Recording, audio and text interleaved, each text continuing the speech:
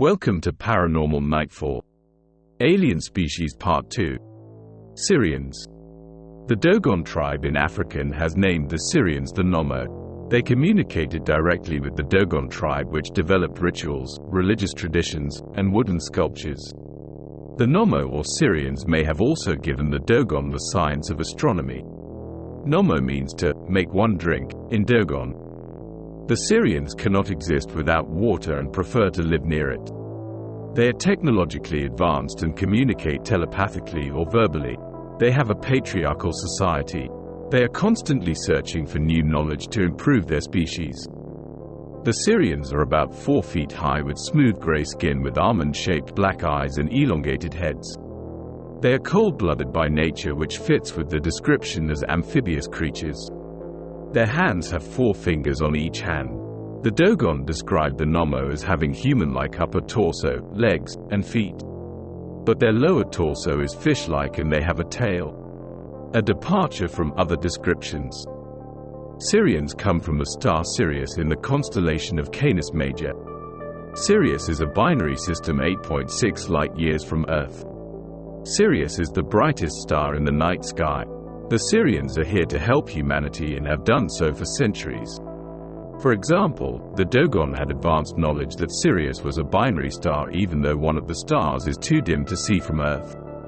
They are even said to have helped build the pyramids.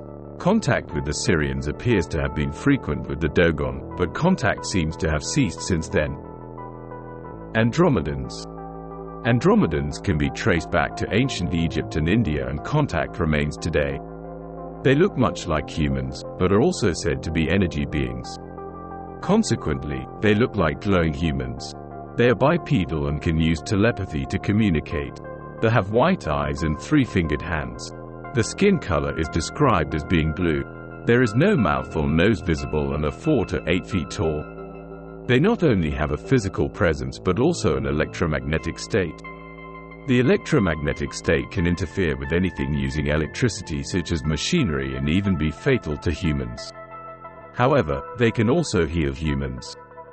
The Andromedans are from the Andromeda galaxy. The Andromedans want to remove any hostile alien species from the Earth. They also want to help humans properly manage the planet. Protecting humans is a priority.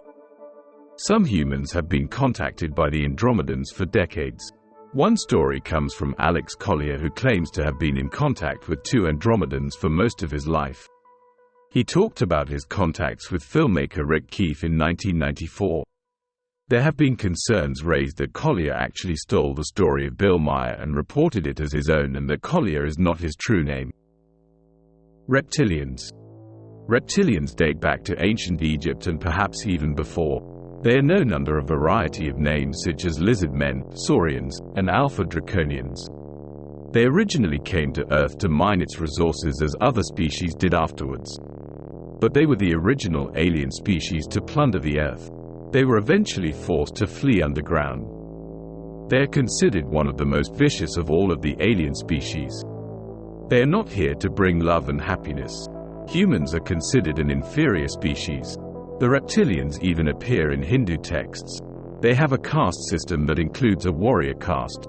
They have bases throughout the world, often underground. They are said to have a vast empire. Notable interactions with reptilians include Paul Benevitz and his discovery of a base in Dulce, New Mexico. Herbert Schrimmer claimed to have an encounter with a UAP outside of Ashland, Nebraska, where he met reptilians using their shape-shifting abilities to appear more human. Reptilians are tall, scaly, and humanoid in form. Observations differ, but they are said to be from 7 to 22 feet in height. Larger reptilians can weigh up to a ton. They have green scaly skin with 4 fingers on each hand, ending in long claws. No ears, but only holes. They have large reptile-like eyes, are very muscular, and have webbed feet. Some reptilians even have wings. They are considered hostile and a warrior race. With telekinetic powers and telepathic abilities, they have a clear edge on humanity. They use these abilities to infiltrate human society even at its upper levels. They are known to be able to shapeshift and can look exactly like a normal human. The reptilians come from the star Alpha Draconis, located in the Draco constellation. Draco means dragon in Latin.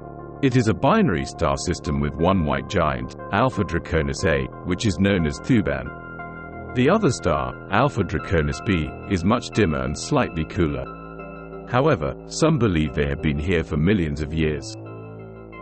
Their original goal was to mine the resources of planet Earth, but they were soon displaced by the Anunnaki. They forced early humans to work for them. Current goals may include an attempt to colonize the Earth. However, their main mission is the complete domination of the Earth. There are notable examples of people who claim to have witnessed seemingly human beings shape-shifting into reptilians. These include Stuart Swerdlow and Jennifer Green. What's notable in Swerdlow's case is that he claims to be a survivor of the infamous Montauk experiments. The Montauk Project was a secret government effort to develop psychological warfare techniques including time travel. Although the government denies such a project, a physical location has been identified. Whether these two really saw reptilians is still being debated. Nordics. Nordics have been around for quite a while. They are said to be closely related to humans. Nordics seem to be at odds with the Greys. They have psychic abilities such as telepathy and the ability to vanish instantly. They are familiar to the Hopi and Vril societies. Nordics travel in ships are said to be cigar-shaped or spherical. Nordics is an aptly given name for an alien species that looks Scandinavian although taller than most humans. They are humanoid in form with light skin, blue or green eyes and blonde hair. They are said to be incredibly beautiful and wear skin-tight clothes. There are both male and female Nordics. They can pass as humans, which allows them to blend into human society. Nordics come from the Pleiades in the Taurus constellation. The Pleiades is also known as the Seven Sisters. It consists of hot blue stars around 444 light-years from Earth. Nordics are considered the most friendly and benevolent of all alien species. They often communicate a message of peace and spiritual awareness as well as taking care of planet Earth. Author George Adamski is one of the first to have been contacted by Nordics in the mid-1950s and have been seen ever since. Others who have had contact with Nordics include logger Travis Walton, farmer Billy Meyer, and President Eisenhower. The most notable story is that of Dwight D. Eisenhower. The president was vacationing in Palm Springs on February 20, 1954. Late in the evening, he mysteriously leaves the vacation home for an emergency visit to a dentist. At least that's the official story. He returned the next day at dawn. What is actually believed to have happened is remarkable in the least. The story goes that Eisenhower was taken to Edwards Air Force Base, formerly Muroc Army Airfield, where he met Nordic aliens.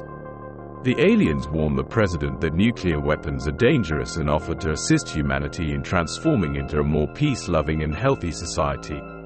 Despite the offer, Eisenhower believed that nuclear weapons were necessary for the national security of America. But the story doesn't end there. Eisenhower also had an encounter with the Greys. A year later, he would land at Holloman Air Force Base in New Mexico. Upon landing, 3 alien craft appeared. One landed near Air Force One and another hovered above. The third disappeared. Eisenhower reportedly boarded the alien ship and when he had returned had signed a treaty with none other than the Greys. In exchange for helping with developing American technology, the Greys agreed to not be involved in human affairs and would make no treaty with another Earth country. It also provided that the Greys were permitted to abduct humans and perform experiments on them and their existence would not be made public. An interesting end to the Eisenhower presidency. Greys. The most famous of all alien species are the Greys. They are widely known due, in part, to the number of abductions they take part in. Greys can communicate telepathically. Many abductees have reported implants in their bodies. Some of these implants have been removed, but defy explanation. Greys typically are connected to saucer-shaped ships. So, what do the Greys look like? Greys are generally around 3 to 4 feet tall with large heads, large almond-shaped black eyes, and a humanoid. They have 2 holes where a nose should be, small holes for ears, and a thin mouth. Greys are hairless with thin limbs and torso with 3 or 4 fingers on each hand. The skin is gray, hence their name. They lack any outwardly appearing sex organs. They are often reported to wear no clothing. Greys are believed to come from Zeta Reticuli, a binary star system. Zeta Reticuli can be seen from the southern hemisphere constellation of Reticulum. Their system is located about 39 light-years from Earth. The Greys' motivations seem malevolent. They are known to abduct humans and perform medical examinations and experiments on them. They are thought to be genetically combining the DNA with humans, probably because they have lost the ability to reproduce. Famous Grey encounters include Betty and Barney Hill and Roswell. Here's a brief synopsis of the Betty and Barney Hill abduction. Betty and Barney Hill were an American couple who lived in Portsmouth, New Hampshire. Betty was a social worker and Barney worked for the U.S. Post Office. On the evening of September 19, 1961, they were driving back from vacation at Niagara Falls. It was around 10:30 that night when Betty spotted a strange light in the sky. Barney kept his attention on the road and Betty decided she was looking at a meteor. However, it was moving up and not down. Barney pulled over at Betty's request so they could get a better look. They had taken a pair of binoculars on vacation to better see the sights. So, Betty pulled them out and saw an odd-shaped object displaying various flashing colors in front of the moon. When Barney looked, he thought it was just an airplane. However, he quickly changed his mind and decided it was something he couldn't identify. They continued on their way as the object came closer and closer. The object appeared to be about 40 feet long and it was rotating and flying erratically in the sky. Then their wonder turned into horror. The craft descended until it was 80 feet above their car. Barney abruptly stopped. Barney had a gun in his car and had put it in his pocket. He got out of the car and went to investigate. He saw around 10 humanoid creatures looking out the windows that surrounded the craft. Barney would later describe the creatures as humanoid in appearance, but not human. They were wearing black hats and uniforms. As the craft made a further approach, he heard a message to stay where he was. The couple arrived at home at around dawn. However, there were some strange things that happened after their trip. Their watches weren't working. The leather strap on the binoculars was torn as well as the usually shiny toes of his shoes were scraped up. Their car had shiny concentric rings on the trunk, but they did recall the incident, although not in great detail. They would try to develop a timeline of the events, but they could not remember what happened after spotting the UFO. Betty would put aside the clothing she had worn along with her shoes. The dress had somehow been torn and had a pinkish powder on it. For some reason they took a compass to the vehicle and, as they moved around, the compass would spin wildly in some places. In particular, the shiny parts. The Hills reported the incident to the National Investigations Committee on Aerial Phenomenon. An investigator interviewed them for several hours.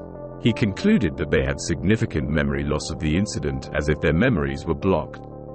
It turned out after questioning that the 4-hour trip had taken 7 hours. The couple could not explain the lost time and they had no memory of the final 35-mile journey. Later, Betty would have vivid dreams for several nights after the incident, which became all she could think of during the day. She recorded the details of the dreams. She recalled being led to the craft by 2 small creatures with Barney behind her. The aliens were 3 to 5 feet high and wore blue uniforms and hats. They had black hair, dark eyes, and grayish skin. The Hills agreed to go under regression hypnosis despite some misapprehension. Their recollections under hypnosis were surprisingly the same, although some details were different from their initial memories. Barney recalled running back to his car, getting in, and driving away. However, 6 of the creatures were standing in the center of the road as their car stalled. Betty recalled seeing a star map that she would draw. The map accurately drew a view of the sun from the point of view of Zeta Reticuli. Now, some of the descriptions of the aliens they encountered do not match up with current views of what Greys look like. However, there are enough similarities to include their story here. What's your favorite alien? Have you ever met one? Leave your comments below. Please like, subscribe, and hit the notification bell for more content like this.